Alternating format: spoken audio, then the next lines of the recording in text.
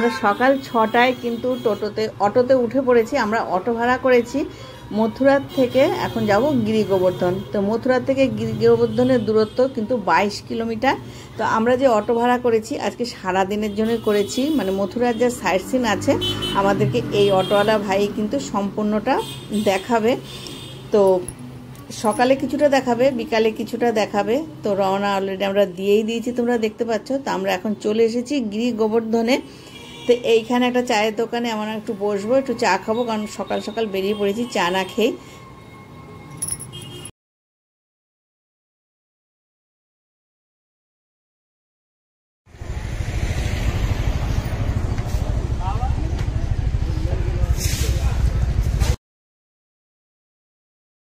তো আমরা মথুরার থেকে যে অটো ভাড়া করে এসেছি সেই অটো কিন্তু আমাদেরকে এইখানে পার্কিংয়ে রেখে অন্য অটো করে প্রথমে গোবর্ধন পর্বতটা আমরা পরিক্রমা করব। এই গোবর্ধন পর্বত যে আমরা পরিক্রমা করব সেটাও কিন্তু 22 কিলোমিটার রাস্তা। তো সবাই অনেকেই হেঁটে করে, যারা হেঁটে পারে তারা হেঁটে করে, কিন্তু আমরা হেঁটে যেহেতু পারবো না সেহেতু আমরা আলাদা টোটো ভাড়া করে এই গিরি গোবর্ধন পর্বতটা পরিক্রমা করব। তো এই টোটো ভাড়া কিন্তু নেবে পার হেড 100 টাকা করে। তো আমরা গিরি গোবর্ধন পর্বত পরিক্রমা করার জন্য বেরিয়ে পড়েছি। তো এখনও কিন্তু মানে যেখান থেকে পরিক্রমা শুরু হবে সেইখানে আমরা এখনও পৌঁছাইনি। তো খুব তাড়াতাড়ি আমরা পৌঁছে যাব। তো এই যে আমরা পৌঁছে গেছি, আমরা এখন টোটোর থেকে নামছি।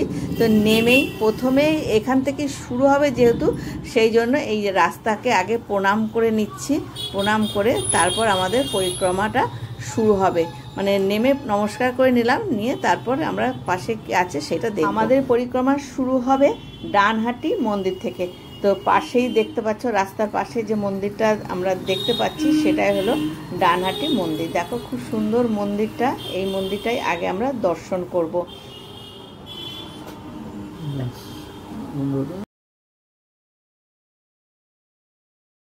তো আমরা এখন চলে এসেছি কুসুম সরোবরে। ভরতপুরের শাসক মহারাজা সুরজমল সিংয়ের স্মরণে মহারাজা জওহর সিং এই কুসুম সরোবর নির্মাণ করেছিলেন। কথিত আছে যে রাধা তার বন্ধুদের জন্য ফুল সংগ্রহের অজুহাতে এখানে আসতেন, কিন্তু গোপনে তিনি কৃষ্ণের সাথে দেখা করতেন। পুকুরের ঘাটগুলি রাজস্থানী কাঠামোর অন্তর্গত। কুসুম সরোবরের চারপাশে রাজা জওহর সিং কর্তৃক নির্মিত ঐতিহাসিক ভবনে ওঠার জন্য একাধিক সিঁড়ি রয়েছে। পুকুরটিকে ঘিরে থাকা তোরণের দেয়ালগুলির গভীরতা 60 মিটার। এখানে সুরজমলের সমাধি রয়েছে। এই সমাধির উভয় পাশে সুরজমলের 2 রানী কিশোরী এবং হানসিয়ার সমাধিও রয়েছে। এবারে আমরা চলে এসেছি নারদকুণ্ডে। কুসুম সরোবর থেকে মাত্র 400 মিটার দূরে দক্ষিণ পূর্বে নারদকুণ্ড অবস্থিত। শ্রীকৃষ্ণের নির্দেশ অনুসারে নারদমণি এই স্থানে অবস্থান করতেন। এখানে নারদ ও রাধাকৃষ্ণের মূর্তিও রয়েছে।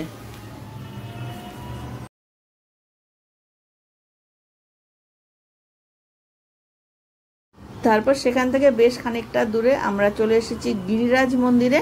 তো এই হলো গিরিরাজ মন্দিরের সামনেটা। তো আমরা এখন ভেতরে প্রবেশ করব মন্দিরে। তো মন্দিরের প্রবেশ করার মুখেই বাঁদিকে ডান দিকে দুদিকেই রয়েছে পুজোর সামগ্রী, 50 টাকা করে ডালা। তো আমরা এখান থেকে পুজোর ডালা কিনে নিলাম। তার মধ্যে ভেতরে শিব ঠাকুর রয়েছে, তার জন্য গ্লাসে করে দুধও দিয়েছে, আর সব ফুল ফল সব কিছুই কিন্তু ওই 50 টাকার মধ্যেই নিয়েছি। চলো তোমাদেরকে দেখিয়ে দিই আমি কি কি নিয়েছি। তো এই যে দেখো আমার পুজোর ডালা, এর মধ্যে প্রসাদ সব রয়েছে। তো এইটা নিয়ে মন্দিরের ভেতর ঢুকবো। মন্দিরের ভেতরে যেহেতু ভিডিও অ্যালাউ নেই সেই জন্য দেখাতে পারিনি। পাশেই রয়েছে একটা শিব মন্দির, সেখানে আমরা এসেছি। এবার এখানে নমস্কার করে তারপর আমরা চলে এসেছি পাশে আরেক।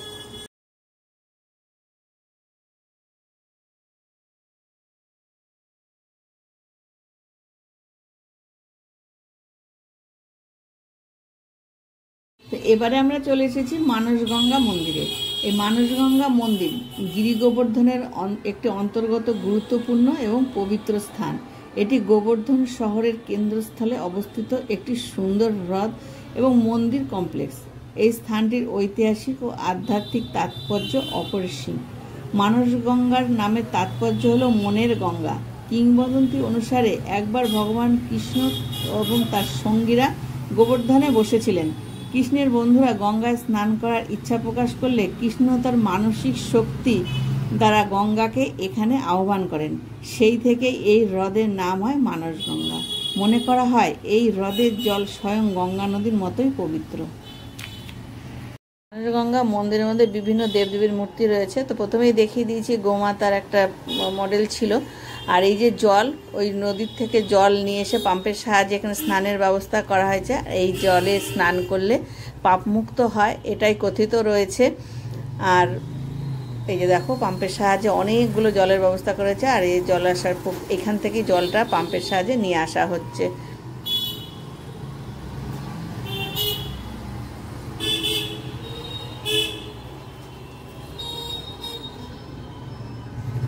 আর এখানেও একটা শিবলিঙ্গ রয়েছে, সেখানেও আমরা একটু নমস্কার করে নিলাম।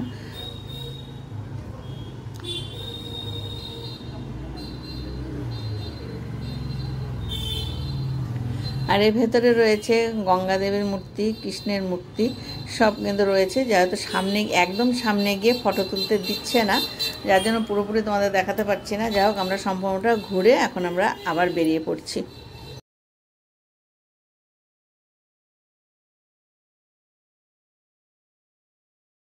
এবারে চলে এসেছি গোবর্ধন পাহাড়।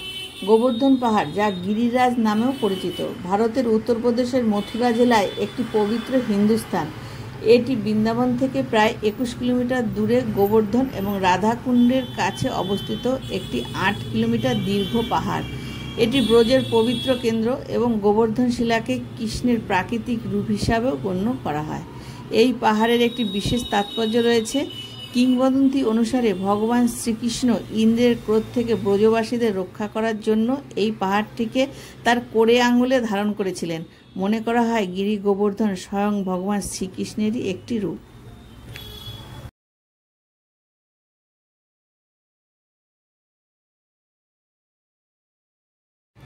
তো এই গোবর্ধন পাহাড় যে 21 কিলোমিটার পরিক্রমা করা হয়, অনেকে পায়ে হেঁটে করে, আবার অনেকে গণ্ডি কেটে কেটেও এই পরিক্রমাটা করে। তো তোমাদেরকে দেখিয়ে দিচ্ছি, দেখো কেমন গণ্ডি কেটে কেটে সবাই মানে পরিক্রমা করছে।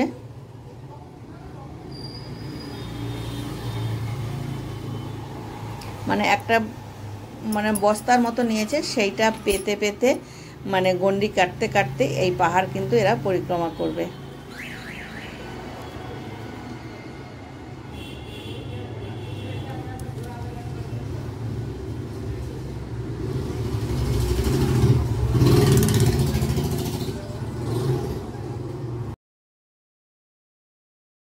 তো বেশ কিছুটা আসার পরে এখানে দেখতে পেলাম রাস্তার পাশেই প্রসাদ বিতরণ হচ্ছে। তো আমরাও কিন্তু টোটোর থেকে নেমে এখানে প্রসাদ নিয়ে নিলাম। তো প্রসাদ দিয়েছে এখানে পুরি, 2 রকম সবজি, একটা রায়তা। খুব ভালো প্রসাদ, যেমনই হোক সেটা কিন্তু খুব সুন্দর লাগে খেতে। তো আমরাও এখানে প্রসাদটা খুব আনন্দ সহকারে খেয়ে নিলাম। दोनों प्लेट कर दीजिए।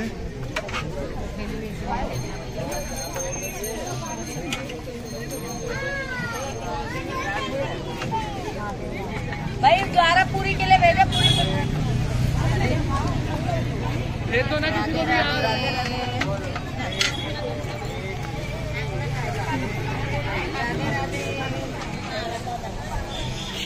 এই দেখো প্রসাদ, এখন আমরা প্রসাদটা খেয়ে নেব।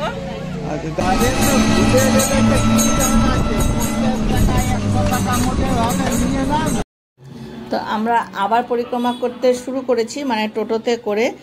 আর এই যে লোহার বেড়া দেখতে পাচ্ছ, এর ভেতরেই গোবর্ধন পাহাড় রয়েছে। এটার চারপাশ দিয়েই কিন্তু আমরা ঘুরতে ঘুরতে মানে আমাদের 21 কিলোমিটার পরিক্রমা করা হয়ে গেছে।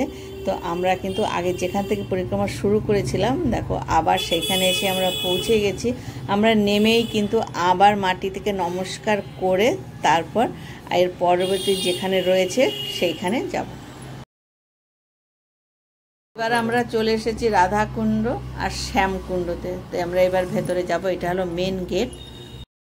কথিত আছে একদা অরিষ্টাসুর নামক এক অসুর ষাঁড়ের রূপ ধারণ করে বৃন্দাবনে প্রবেশ করে এবং উপদ্রব সৃষ্টি করতে থাকে। কৃষ্ণ সেই ষাঁড়রূপী অসুরকে বধ করেন। অসুরটি ষাঁড়ের রূপ ধারণ করার কারণে রাধার সখীগণ কৃষ্ণকে ঠাট্টা করে বলেন, যে ষাঁড় হত্যা করার পাপে তিনি কলুষিত হয়েছেন এবং তাকে সমস্ত পবিত্র নদীতে স্নান করে সেই পাপ মুক্ত হতে হবে। কৃষ্ণ তখন হেসে বলেন যে তিনি কেন বৃথা সমস্ত তীর্থ ভ্রমণ করবেন। তিনি তার পায়ের গোড়ালি দিয়ে মাটি স্পর্শ করেন এবং সঙ্গে সঙ্গে সেখানে সমস্ত পবিত্র নদীর জল একত্রিত হয়, একটি কুণ্ডের সৃষ্টি করে এবং সেই কুণ্ডটি শ্যামকুণ্ড নামে পরিচিত হয়। কৃষ্ণ সেই কুণ্ডে স্নান করে নিজের শুদ্ধ প্রমাণ করেন। এরপর রাধারানী ও তার সখীগণ ঈর্ষান্বিত হয়ে তাদের নিজেদের একটি কুণ্ড খনন করার জন্য উদ্যোগী হন। তারা তাদের হাতের বালা দিয়ে মাটি খুঁড়তে শুরু করেন। কৃষ্ণ তখন তাদের সাহায্য করার প্রস্তাব দিলে রাধারানী বলেন যে কৃষ্ণের কুণ্ডের জল যেহেতু ষাঁড়ের রক্তে কলুষিত, তাই তারা সেই জল ব্যবহার করবেন না। তখন কৃষ্ণ সমস্ত পবিত্র নদীকে অনুরোধ করেন রাধার কুণ্ডে প্রবেশ করার জন্য। সমস্ত পবিত্র নদী দেবী রাধার প্রতি সম্মান জানিয়ে তার কুণ্ডে প্রবেশ করে জলপূর্ণ করে দেয়। এই কুণ্ডটি রাধাকুণ্ড নামে পরিচিত। তো এই দুটো জায়গায় ঘুরতে ঘুরতে আমাদের কিন্তু বেলা 11টা বেজে গেছে। তো এরপর আমরা এই 11টার পর থেকে বিকেল সন্ধে পর্যন্ত যা যা দেখেছি মথুরা, এর পরের পর্বে সেটা আমি সম্পূর্ণ তোমাদের সাথে শেয়ার করব। তো আজকের মতন মথুরা ভ্রমণের এইটুকু অংশ আজকের মতন এখানেই শেষ করছি। তো তোমাদের যদি ভালো লেগে থাকে একটা ছোট্ট লাইক করে দিও আর কমেন্ট বক্সে জানিও যে তোমাদের কেমন লাগলো। আর আমার নতুন বন্ধু যারা আমার এই ভিডিওটা এখন দেখছো, আমার চ্যানেলটা এখনও সাবস্ক্রাইব করোনি, তারা তাড়াতাড়ি সাবস্ক্রাইব করে দিও আর পাশে থাকা বেল বাজিয়ে দিয়ে অল করে দিও, যাতে সবার আগে আমার সব ভ্রমণের ভিডিও তোমাদের কাছে পৌঁছে যায়। তো আজকের মতো টাটা।